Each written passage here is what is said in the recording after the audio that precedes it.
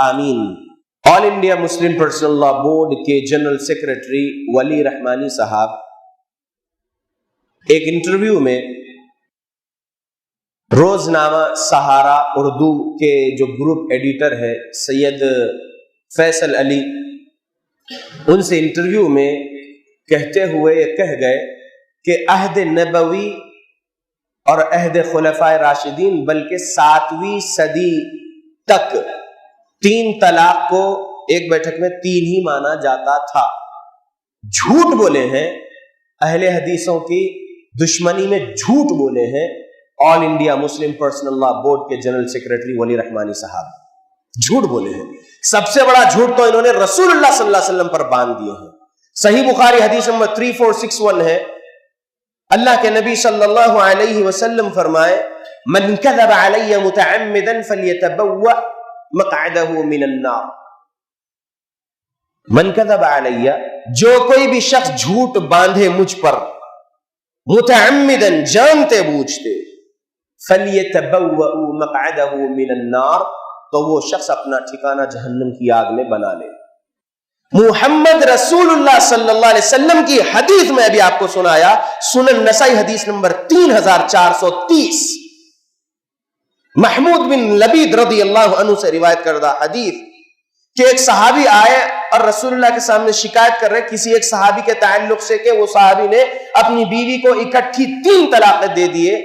तो रसूलुल्लाह सल्लल्लाहु अलैहि वसल्लम गुस्से में उठ खड़े हुए और फरमाया, रसूलुल्लाह सल्लल्लाहु अलैहि वसल्लम ने, मेरी मौजूदगी में अल्लाह की किताब से खेला जाता है। ये नबी का फरमाना था कि दूसरे एक सहाबी, उनका ईमान का जज्बा देखिए, उठ खड़े हुए और ये इजाजत मांग रहे अल्लाह के नबी से कि आप इजाजत दीजिए, क्या जाकर मैं उसका कत्ल न कर दूं। इजाजत नहीं मिली वो और बात है, लेकिन उनका जज्बा देखिए, सुभान अल्लाह। क्या ये वली रहमानी साहब general secretary of all India Muslim personal law board इस हदीस को नहीं पढ़े? अगर पढ़े हैं और फिर छुपाना चाहते हैं इल्म, तो शरीयत का इल्म भी अमानत है आलिमों के पास। शरीयत का इल्म नहीं छुपाना है, जितना इल्म शरीयत का हासिल किए हो लोगों के सामने खोल खोल कर बयान करना है, समझाना है सलफ सालिहीन के समझ के मुताबिक। कितना बड़ा झूठ बांधे हैं कि अहद नबवी में और खुलफाए राशिदीन के अहद में, यहां तक कि 7वीं सदी तक एक बैठक की 3 तलाक को 3 माना जाता था। उन्होंने कहा, all India Muslim personal law board के जनरल सेक्रेटरी वली रहमानी ने। मैं डिबेट करना चाहता हूं वली रहमानी साहब आपसे, अहले हदीस जमात का एक खादिम हैदराबाद से आपको यह चैलेंज दे रहा है, आप आगे आइए या आपके जो साथी लोग आलिम लोग हैं देवबंदियत के, हनफियत के, उनको आगे करिए अगर आप आगे नहीं आना चाहते तो। मैं एक तालिब इल्म जमात अहले हदीस का डिबेट के लिए चैलेंज करता हूं। मैं बताऊंगा कि रसूलुल्लाह सल्लल्लाहु अलैहि वसल्लम के दौर में 3 तलाक को 3 नहीं माना जाता था। 3430 हदीस नंबर सुनन नसाई की सुना चुका, और कई दलाइल है मेरे पास। सहाबा के दौर में भी जो है, और सहाबा 3 तलाक को एक बैठक में 3 नहीं मानते थे।